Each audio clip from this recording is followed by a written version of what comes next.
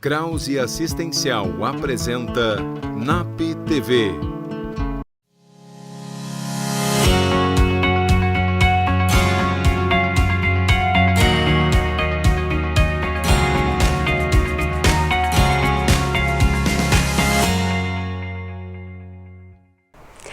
O primeiro bloco do programa de hoje tem um tema muito especial: a Semana Nacional da Pessoa com Deficiência. No segundo bloco, você confere Jussara Ramos falando sobre sexualidade na gravidez e ainda a nossa querida Jurema tem novidade para contar. Olá, eu sou Lisiane Fortuna, psicóloga, e você está assistindo o NAP TV. A primeira matéria do programa de hoje é com a neuropsicopedagoga Pamela Psichos, que fala sobre a importância da Semana Nacional da Pessoa com Deficiência e fala ainda sobre o lançamento do livro O Menino que Não Via Amigos. Agora, com a aproximação da Semana da Pessoa com Deficiência Intelectual e Múltipla, que vai do dia 21 de agosto ao dia 28 de agosto, tem muitas mobilizações, tem algumas ações e alguns eventos que estão acontecendo para deixar em pauta, né, essa conversa sobre a importância de conversar sobre a inclusão, de pensar em estratégias de garantir a inclusão, então, em diferentes âmbitos da sociedade. E eu penso que é algo bastante relevante, é muito importante a gente ter esse momento para se conscientizar para se sensibilizar com o objetivo de ter uma conscientização sobre o quanto é importante a gente se preocupar com o outro, a gente se preocupar com a qualidade de vida do outro, enquanto o outro está se percebendo na sociedade. Então, é o momento da gente fazer isso, só que eu acho que não pode ficar somente limitado, estagnado a esse período. Acho que isso precisa acontecer progressivamente durante todos os dias, porque é relacional, é um assunto que ele envolve comportamento, ele envolve cultura. Por isso que eu gosto muito de falar que quando a gente trata do assunto inclusão, a gente tem que se preocupar na construção de uma cultura inclusiva, porque isso acaba refletindo, na verdade, a nossa preocupação com o nosso comportamento, com o nosso conhecimento sobre costumes, sobre legislação, sobre hábitos, sobre conduta, sobre tudo que envolve o nosso dia a dia. Então, poder pensar isso numa perspectiva inclusiva é realmente considerar o quanto o outro tá envolvido nas minhas ações e no meu cotidiano. Então, eu penso assim que ter essa preocupação com a construção da cultura inclusiva ajuda todas as pessoas em todos os aspectos, porque traz pra gente também uma diferente forma de se perceber no mundo, como responsável por tudo que acontece, por tudo que está envolto, né, a gente. E para poder instrumentalizar, então, pais, famílias e escola e diferentes setores, que eu tenho trabalhado em projeto de poder, então, disseminar essa discussão, essa reflexão, essa conversa sobre inclusão, e isso acabou virando um produto que é o livro O Menino que Não Via Amigos. É um livro infantil que conta através de um enredo bastante dinâmico, bastante carinhoso e cuidadoso, sobre uma conversa entre dois meninos, onde um deles tem deficiência visual e ensina o outro menino como é que ele conhece amigos. Então, é um jeito bastante carinhoso de poder abordar essa temática, trazendo também à tona a importância da reflexão e da conversa sobre esse assunto, porque eu penso que quanto mais a gente conversar sobre inclusão, mais a gente vai estar promovendo uma conscientização sobre esse tema, que ele é tão atual, tão importante e que ele está muito presente no nosso dia a dia. Então, é nossa responsabilidade também. Então, trabalhar com a criança sobre esse tema pode parecer muito complexo, mas na verdade não é. As crianças, elas têm a sua forma de entendimento muito peculiar, então a gente precisa estimular elas, diversificar esse acervo de estímulo, e uma das estratégias dessa diversificação é justamente a conversa. Então, trazer essa pauta para uma conversa com o teu filho, uma conversa com o teu sobrinho, com os teus afilhados, com a criança que tu convive, já vai fazer com que ela ao menos perceba e venha elaborar suas percepções sobre esse tema, que é a inclusão, que envolve essa percepção relacional dela com outras pessoas. Então, como ela vai estar se percebendo, como ela vai estar percebendo o outro, como é que ela vai estar percebendo essa relação, essa ligação que ela tem com o outro.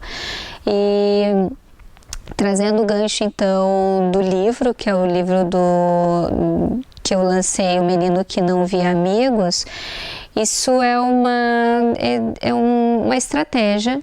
É uma das formas que a gente tem de poder conversar com a criança sobre o tema inclusão e pedir então que ela também nos traga o que ela entende disso, como é que ela percebe essas diferenças, como é que ela está percebendo as outras crianças que convivem com ela e como é que ela está lidando com essas diferenças.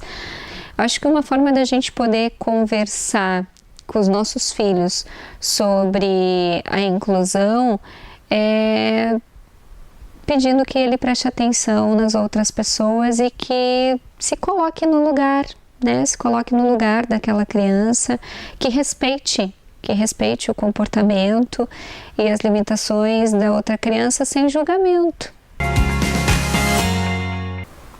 Agora, a pedagoga Berenice Ode divide um pouco com a gente sobre o autismo e o quanto são especiais as pessoas que sofrem desse transtorno. Confere aí.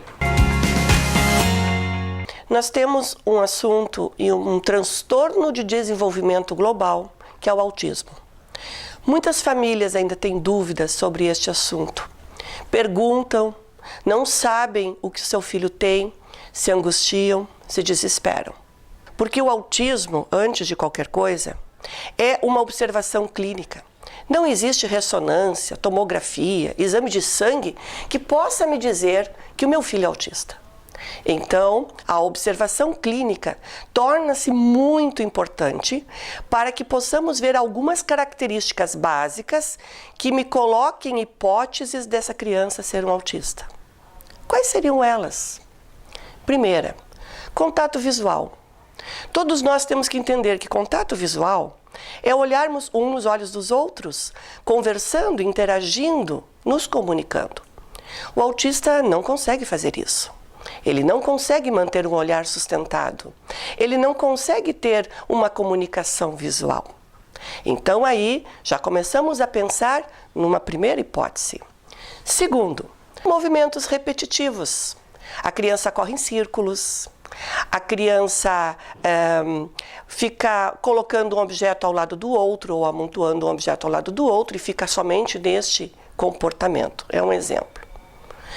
As ecolalias, eu falei agora.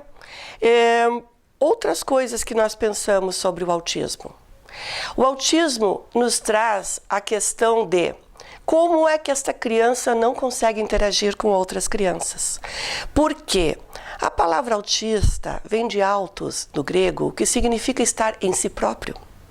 O autista tem essa característica muito forte. Ele brinca sozinho. Ele não interage com os demais. Ele não consegue dizer, falar de uma maneira que os outros o compreendam. Ele gosta de, por exemplo, ficar repetindo falas que ele acha interessante.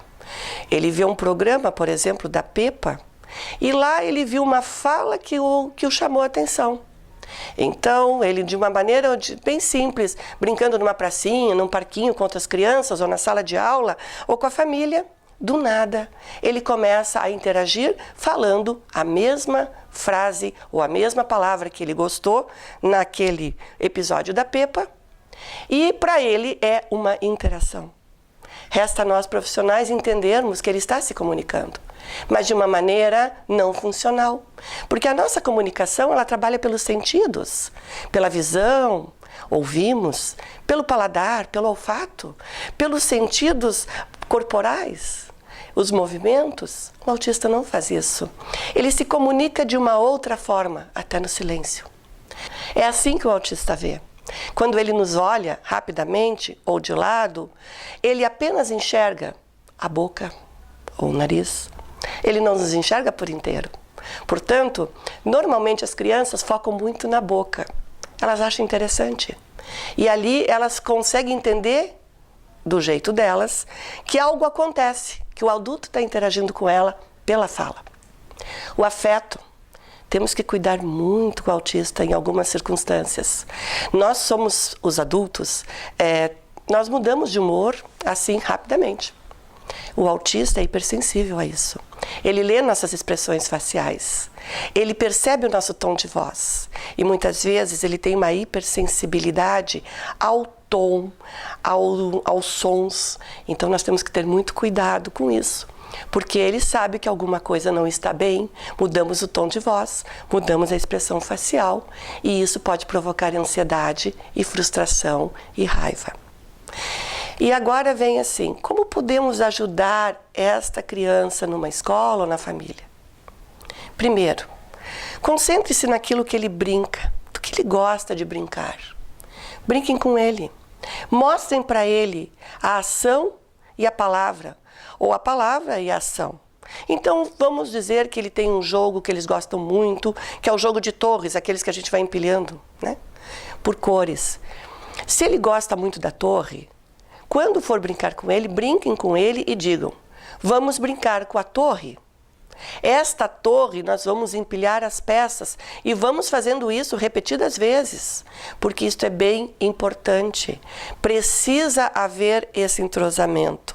Busquem o contato visual com o autista. Procurem pelos olhos dele. O autista precisa que alguém olhe por ele. Entenda que quando não estiver a sequência que ele mesmo colocou um determinado brinquedo, ou livros de história, ou enfim, lápis de cor, aquilo que chama a sua atenção e que é seu, que ele entende que é um objeto seu, que lhe chamou a atenção, respeitem. Mantenham daquela forma. O autista precisa muito desta rotina, mas em alguns momentos essa rotina deve ser quebrada quando ele estiver desconfortável. Nós chamamos de TEA, transtorno de espectro autista. O transtorno de espectro autista não pode ser um achismo numa escola ou em qualquer espaço. É preciso que o fonoaudiólogo possa acompanhá-lo, um neurologista pediátrico, um psiquiatra infantil, um terapeuta ocupacional. É preciso que esta equipe multidisciplinar possa estar fechando um diagnóstico para auxiliar esta criança, adolescente, até mesmo adulto, para ter qualidade de vida. Cada autista é um ser humano e ele não é antissocial. Ele é social. Só tem a sua sociabilidade diferente da nossa. Ele interage até mesmo no silêncio. Basta que possamos observar as suas características, as suas necessidades, as suas vontades. Em algum momento eles se pronunciam para nós, eles demonstram para nós. Existem também, isso é uma dica também importante. Quando vem esses encartes de supermercado, existem várias figuras ali, né, de produtos sendo anunciados. Esses produtos, esses encartes, eu vi que um paciente meu gostava muito de ficar olhando, ficava o tempo inteiro olhando, né? Foi aí também que eu tive a ideia de construir fichas através dos recortes desses produtos e começar a colocar palavras. Então, por exemplo, balde, né? Que aparecia o balde, então várias vezes fui mostrando a figura e a palavra balde, a figura, a palavra balde, até que eu trouxe um balde associando a palavra e ele começou a entender. Isso é um exemplo apenas, tá? Pode ser qualquer outro, mas ele conseguiu associar balde concretamente com a palavra balde. Então é uma forma também da gente conseguir interagir com a criança até para que ela consiga estar no mundo letrado. né? Então, isso é uma forma bem bacana, que serve de dica, pode ser feito em casa, com as crianças, para que elas consigam ir associando a palavra a um elemento, a um objeto. Vamos procurar os profissionais.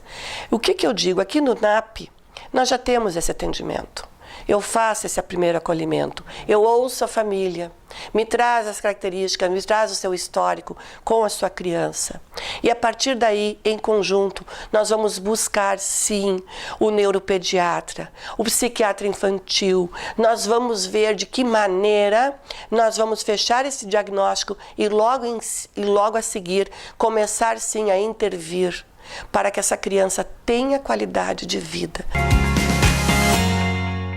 Não saia daí, a gente faz um breve intervalo e volta já já com o NAP TV.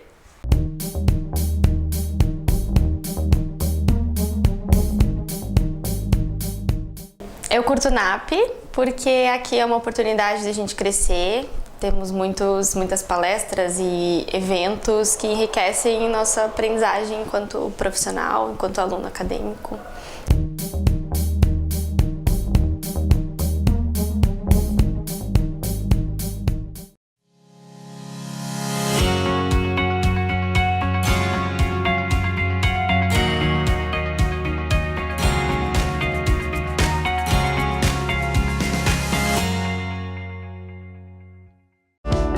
Exatos, uma empresa com os olhos voltados para o futuro, onde solidez e inovação caminham lado a lado, oferecendo através dos serviços contábeis os instrumentos necessários para a administração e a tomada de decisões estratégicas. Em constante evolução, com agilidade, transparência e respeito ao cliente, a Exatos atua em um amplo portfólio de serviços de gestão, formada por profissionais com vasta experiência nas áreas empresarial, contábil, fiscal, tributária e trabalhista. É comprometida com a ética e a evolução do seu negócio e motivada pela excelência. Engajada em diversos programas de qualidade, a Exatos mantém como filosofia a parceria no dia a dia com as empresas, não se restringindo apenas a cumprir burocraticamente os trâmites da contabilidade convencional, mas sim buscar a atualização constante e os melhores métodos para o crescimento eficiente e econômico dos seus clientes. Através de ações estratégicas de mercado, a Exatos passou a ampliar a sua estrutura, atendendo atualmente a empresas de várias cidades. Além disso, implementa diariamente práticas sustentáveis no seu dia a dia, gerando benefícios que vão além da conscientização e da preservação do meio ambiente. Com uma equipe unida e determinada, a Exatos desenvolve e realiza diversas ações socioambientais que beneficiam a comunidade onde está inserida. Conheça a Exatos e saiba tudo o que ela pode fazer por sua empresa.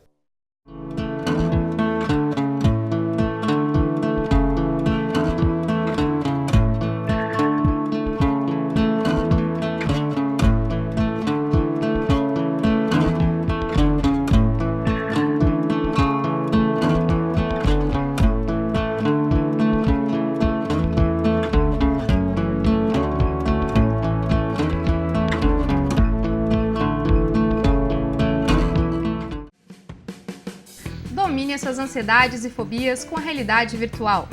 O NAP, Núcleo de Atendimento Psicológico, utilizando a inovadora plataforma Psyos, após mais de 20 anos de pesquisas e uso, apresenta ao Rio Grande do Sul esta avançada tecnologia para fins terapêuticos. Viva experiências virtuais com alto nível de realismo e monitoramento das constantes fisiológicas por biofeedback. De técnicas avançadas de relaxamento, concentração e mindfulness, até o tratamento de medos de avião, injeção, dirigir carros, altura, elevador, escuridão, falar em público, animais e tantos outros. Trate ansiedade, distração, estresse, pânico e transtornos alimentares com resultados duradouros em menor tempo, sempre com atendimento de um psicólogo especializado da equipe do NAP.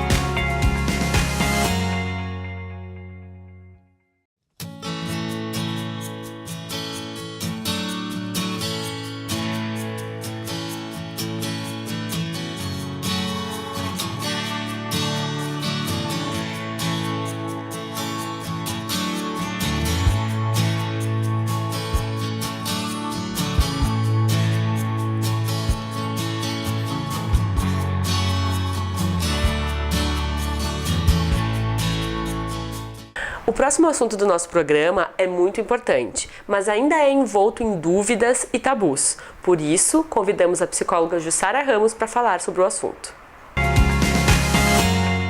Fatores como mudanças no corpo, níveis hormonais e questões psicológicas influenciam e preocupam muito a percepção que a mulher tem de si mesma, e isso exige bastante atenção. As questões que mais aparecem dentro da clínica é em relação ao momento que está sendo vivido, né? Então, se nós formos pensar num primeiro trimestre da gravidez, nós pensamos assim, bom, a preocupação se está realmente grávida, se pode fazer sexo no início da gravidez, se não vai ter perigo pro bebê que está, que nem é um bebê ainda, mas para a constituição desse vir a ser, né? O que a sexualidade, o que o sexo, vamos dizer melhor assim, vai estar influindo nesse primeiro trimestre da gravidez. Bom, eu me sinto bastante confortável em dizer que se a gravidez vem ocorrendo e se esse início não vem apresentando um sangramento, a mãe está bem, está num momento feliz de sua vida, se nas consultas aparece um colo do útero fechado, se tudo não tem porquê evitar o sexo, não vai fazer absolutamente mal nenhum dentro de uma gestação normal, no início, o sexo. Agora sim, se existe uma ameaça de aborto, se existem sangramentos, isso também não significa que será uma gestação que não poderá haver sexo, não. Naquele primeiro momento, se isso acontece, existe um repouso, existem alguns cuidados a ser cuidado que a obstetra certamente vai estar indicando.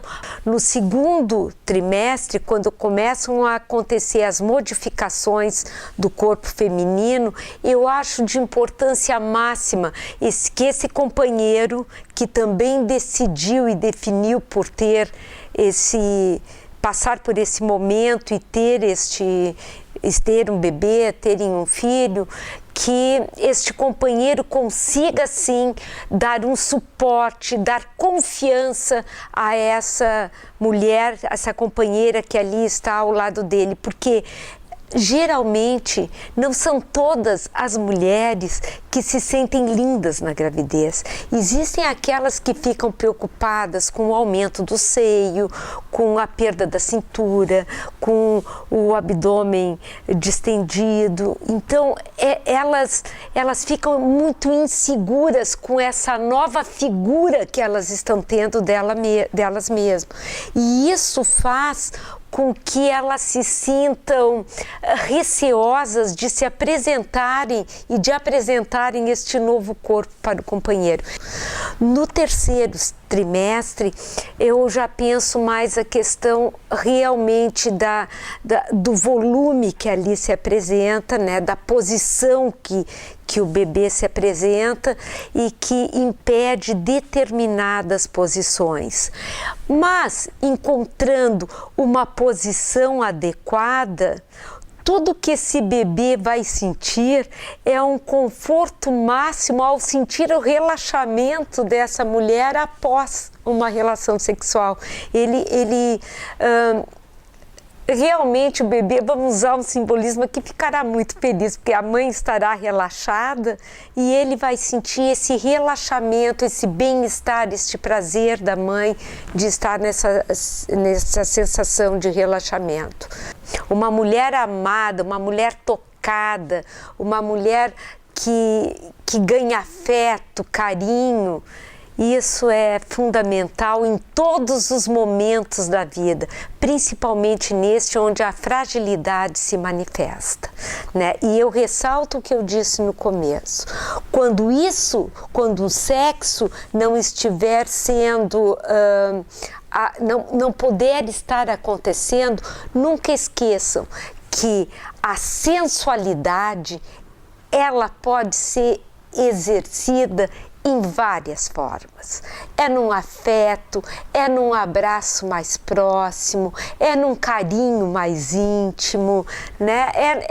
É no se apresentar à disposição para aquele momento lindo de uma mulher e também de um homem, quando os papéis estão sendo exercidos dentro do seu time, dentro do seu desejo e da sua vontade.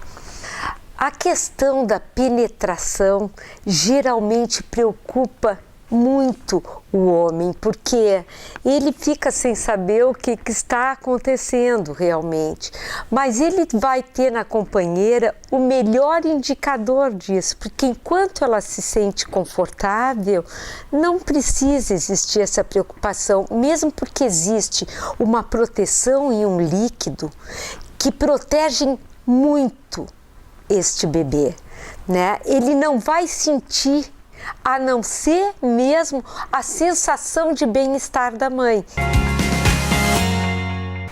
E chegou o momento de darmos boas risadas com a Jurema Responde.